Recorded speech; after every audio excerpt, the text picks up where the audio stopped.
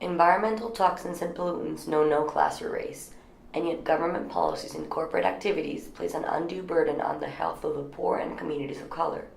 This is apparent in South Africa as a direct result of ideologies set during apartheid that still cause environmental injustices to marginalized communities. By analyzing the city of Durban, one of South Africa's cities that has been greatly affected by the historical context of apartheid, we can see how injustices such as the unequal distribution of water, the location of polluting industries and waste management strategies are centralized in marginalized communities. The South Durban Basin is home to almost 70% of all Durban industries.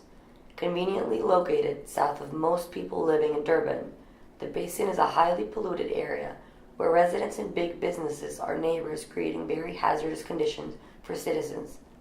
In the 40s, the South Durban Basin was a multiracial community where people farmed and lived together. It was commonly known as Happy Valley. With the rise of apartheid in the 50s, the government relocated and moved people to other areas. This is when the polluting industries were granted permission to occupy land in the area.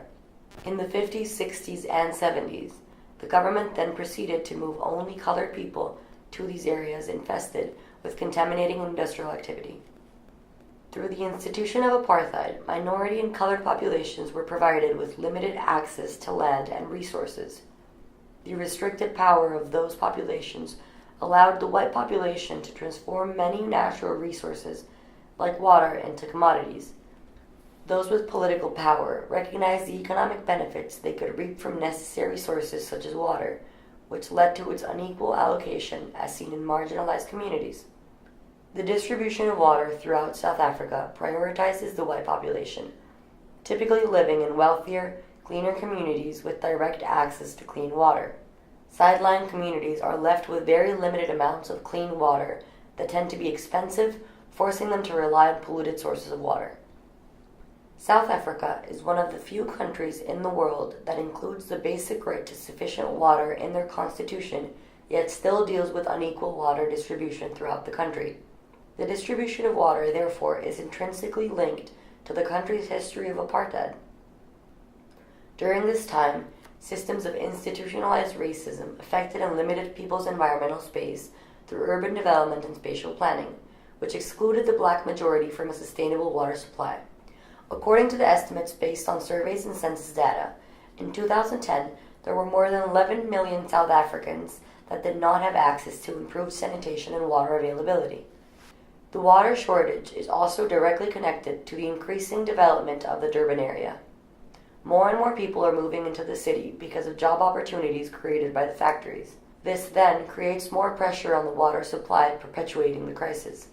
The unequal distribution and spatial planning of the area during the apartheid created structures such as dams and pipelines, which were not meant to supply such a great demand. As the industrial complexes were built in the South Durban Basin, the demand for water increased greatly because of the specific processes such as crude oil refining taking place.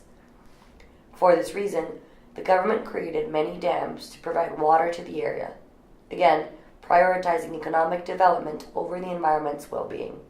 Aside from the lack of availability of water, which creates a shortage, the deficient infrastructure also worsens the water pollution problems.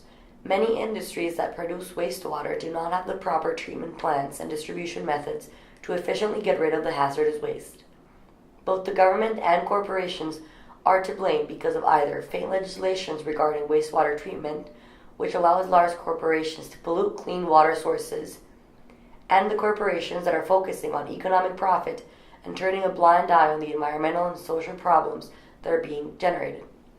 Another major problem seen in the South Durban Basin, caused by the systems put in place during the apartheid, is the location of polluting industries. As mentioned before, the South Durban Basin used to be a multiracial community focused on agriculture. After, the basin became the location of polluting industries and home to solely black people who were clearly discriminated against.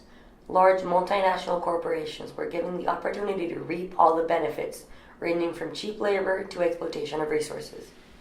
These issues can be seen as a result of the rational choice perspective theory, as actions are shaped by the economic benefits that will result from them. The South Durban Basin is home to two major petrochemical refineries several hazardous waste dumps, fiber plants, the Mondi paper mill, hazardous chemical storage facilities, a major airport, and more than 150 industries which are dependent on crude oil.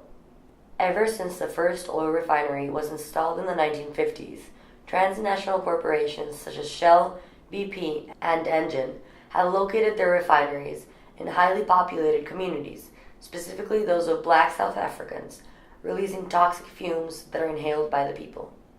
The problems of environmental racism are perpetuated by both the treadmill of production and the path of least resistance, as can be seen through the oil companies that are prevalent in Durban. Shell, also known as Royal Dutch Shell, has its roots in the Netherlands and the United Kingdom. BP is also a British company. Engen, although it is a South African company, it was once part of Mobil Oil, an Anglo-American company. These companies exploit the natural resources found in South Africa, generating tons of toxic waste and pollution, while receiving economic benefits which are not used for cleanup or compensation to the environment or people because they are international corporations. Low environmental standards and regulations allow for this to happen. SAPREF is the largest crude oil refinery in southern Africa, located on the east coast in the city of Durban. Established in the 1960s, SAPREF has 35% of South Africa's oil refining power, producing 24,000 tons of crude oil per day. The process of refining utilizes pollutants such as ammonia, sulfides, phenol, and hydrocarbons, to name only a few. From the initial stages of exploration, pollutants are inevitable in the form of wastewater, toxic gas emissions, solid waste, and other contaminants which affect the soil, water, and air quality. Because of the type of toxic waste released into the environment, the harm is almost irreversible and causes great damage to the animals and people who are exposed to them. In addition to the oil refineries located in the residential areas near schools and hospitals, the South Durban Basin is also home to South Africa's largest landfill, the Bisasar Road Landfill site. Created in 1980 in a black residential community with no buffer zone, this site converts methane produced from the rotting trash into electricity right in the middle of a residential community, dumping 3,000 to 5,000 tons of waste per day onto its landfill, ranging from sewage sludge to medical waste. Under the Apartheid regime, the government established the Group Areas Act in 1950, which assigned racial groups to different residential and business sections in urban areas as a system of zoning. Created under this act, the Bisasar Road Landfill was meant to import waste from privileged white areas to impoverished and working-class black areas. Even though the act was repealed in 1957, the Bisasar landfill is still functional and is currently polluting the Durban area greatly. The African National Congress, which is the country's anti-apartheid liberation movement, and the Cancer Association of South Africa classified this project as environmental racism. Even though the landfill does not meet the minimum requirements legislation, the authorities still approved the project as contributing to the sustainable development of the country. The Bisasar landfill is a clear example of the government focusing on economic development and expansion and in turn disregarding the human and social environment and the consequences that decision like this may have in the long run. It is one thing to put forth legislation preventing environmental injustices and promoting sustainable development, but enforcing that legislation and putting it into action is something completely different. As we have come to learn, a major problem contributing to environmental injustices in South Africa is the proper enforcement of legislation. This all stems from the failure of the South African government to truly remove the institutions of apartheid. The issues we have analyzed, such as the distribution of water and the location of polluting industries, are able to occur because of apartheid's lasting power or distinctions between racial populations. In order to adequately address the environmental injustices apparent in South Africa, economic, political, and social power must be equally and equitably distributed among races.